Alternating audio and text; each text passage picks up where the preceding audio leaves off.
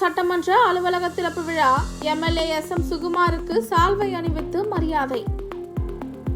ஆற்காடு சட்டமன்ற அலுவலக திறப்பு விழா இன்று சிறப்பாக நடைபெற்றது.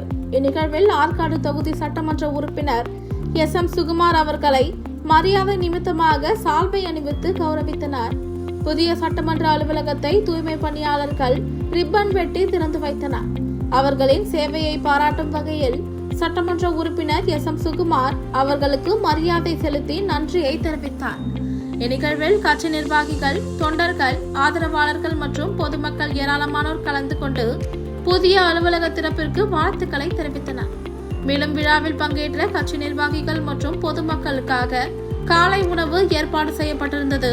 பொதுமக்களின் கோரிக்கைகள் மற்றும் குறைகளை நேரடியாக கேட்டறிந்து விரைவாக தீர்வு காணும் மையமாக இந்த சட்டமன்ற அலுவலகம் செயல்படும் என தெரிவிக்கப்பட்டது.